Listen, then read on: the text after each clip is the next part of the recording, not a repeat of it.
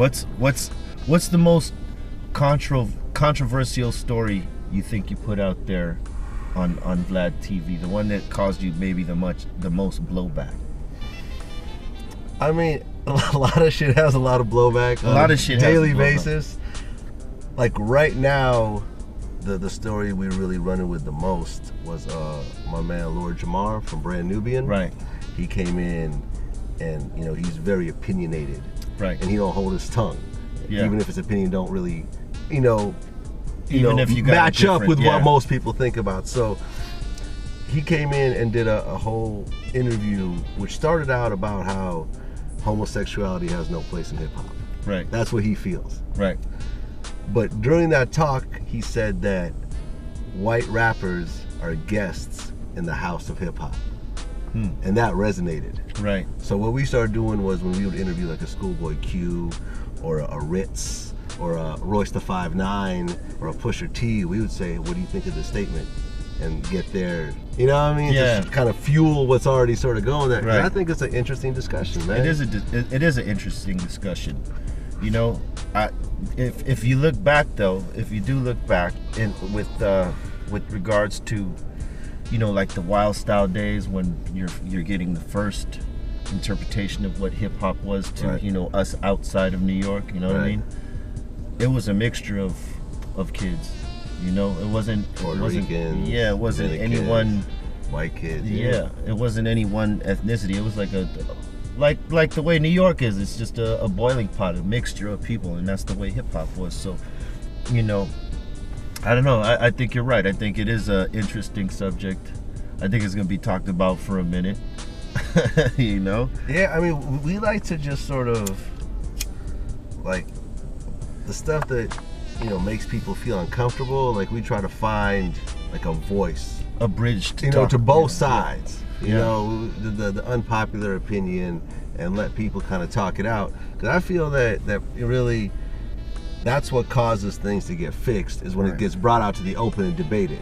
You know what I mean? Word. Like, you could be racist with just you and your family and never talk about it, and it'll keep festering like that. But once you have to discuss it and actually argue with someone about it, you're gonna start thinking of it a little bit differently. Yeah, quit letting it be an undertone and bring it to the top and Yeah, talk man. about it, right?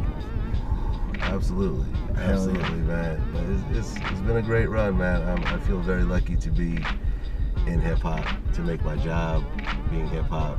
To have like 25 something people working for me, doing hip hop shit. Word. And really just kind of bringing it to a bigger level.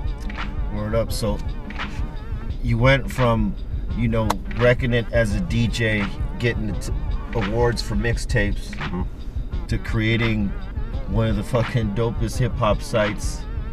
And I also did some movies at some point. Some movies as well. I directed Ghost Ride the Whip, which was the documentary about Bay Area hip hop. Yeah.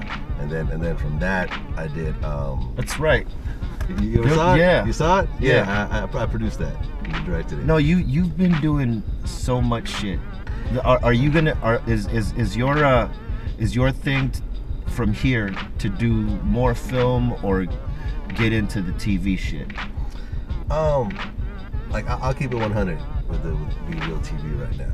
Like, I did 3 film projects. These projects was on Netflix, on Showtime, all that, and I never saw a royalty check. So after doing that, and these projects take a long time. Like when you do a film project, you put your heart and soul into it. You up editing like all through the night. Like you sitting there with the editor, like move that over a little bit. Move, So I put so much into it, and I realized at the end of the day I had no ownership of it.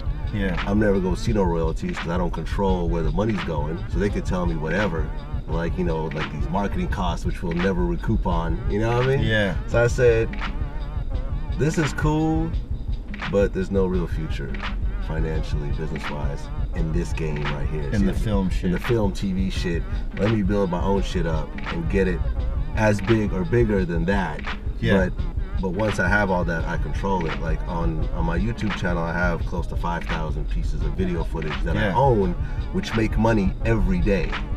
you know, forever. Ownership of your after own I'm shit. dead, you know. Yeah, it lives forever. You know? It keeps going because YouTube ain't going nowhere. That's how when Fergie, you know, that 2 Chainz song. Yeah. You know, because when I die, Fergie's still gonna be getting dough. Yeah. She talking about that shit, that ownership. The ownership. That keeps making money. Yeah. And you know about that. That's you know, real coming shit. from the music business and Yeah. the publishing and all that other shit. Like, yeah. The trademarks, the publishing, all that stuff. Exactly. The brand. Exactly. The brand and how you could use the brand to make other types of business moves. That to me was the most important part. You know? Yeah. It wasn't about, oh, I got some shit on TV. It was about what am I gonna look like financially in 10 years and in 20 years and 30 years. Right. You know what I mean? Yeah. And with film and TV, that shit is just too much of a gamble at that point. It wasn't enough money. Whereas this platform, it allows you to, you know, do what you want, basically. Yeah. Have the freedom and flexibility to do what you want. Yeah, like we developed an animated series called True Hip Hop Stories, where people come in. Have you seen any of them? It's I think I have. I have. Yeah. Like DJ Envy said the story how he tried to give Nas a mixtape and Nas pulled a pistol out on him. Yeah. Like, you know, like that type of shit. So we created this whole series. I paid for it, put it out. People fucking with it. You know, now I have enough money to do another season of 10 episodes, and it's like it's slowly building up into its own network, into its own production company. Just creating original content constantly. Yep. And I didn't have any partners, I didn't have investors, I didn't have loans. All self-made. It was all self-made off of the hustle. DJ motherfucking Vlad right here. Hey, so since we're in the Smokebox, last question. What's your favorite strain? My favorite strain, yo, they got some shit here called Michael Phelps. Michael Phelps, I heard. Michael Phelps. I've been smoking that Michael Phelps. It's been keeping me right. Deep lungs. You gotta have deep lungs for the Michael Phelps. The Michael Phelps is hard, but you know, it's interesting. Like just being, because I just moved to California a month ago, and it's like essentially legal here. Whereas you in New York. Yeah, like a cop could roll up on us right now in New York, and we'll all get arrested. Yeah, not a fix-it ticket. No, I'm talking. You're going to jail. Get cuffed up. Oh yeah. And we might be there for 2 or 3 days. They better be fans. If they're gonna give you a break. Yeah, because if they not, you're probably going to jail. Fuck. And just being in this type of environment is ill, man. I just feel like it's like the future. You know, like this is what the rest of the country's gonna look like in a few years. Have you been out to Denver yet? I haven't. It's something else? Oh, because Denver's not even medical marijuana. It's just fully legal, right? They're both. It's both. You got legal and the medical.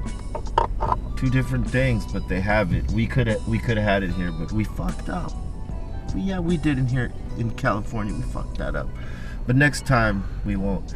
But yeah, you know, go to Denver, man. If you should get the chance, go down there. You'll like it, man. The motherfuckers are they're heading the pack. Them in Washington. Yeah, Washington. You know, not DC. Washington State. When y'all do concerts out there, it's just crazy, I'm sure. In Denver for sure. We haven't been to Washington in a while, but we're gonna be going there pretty fucking soon, man. So we know that they can go check out VladTV all day, or you know, let them know your Twitter and all that stuff. It's VladTV everywhere, man. VladTV on Twitter, VladTV on Instagram, VladTV on YouTube. VladTV, man. I really appreciate everyone who comes to my site every day. You know what I mean? Like, I feel an honor that out of all the sites out there, y'all come fuck with us. You know what I mean? So shit, I appreciate it's an honor for us to have you. Shit, man. Thank you very much for coming into the Smokebox, man. No doubt. Always welcome. My man. Word up.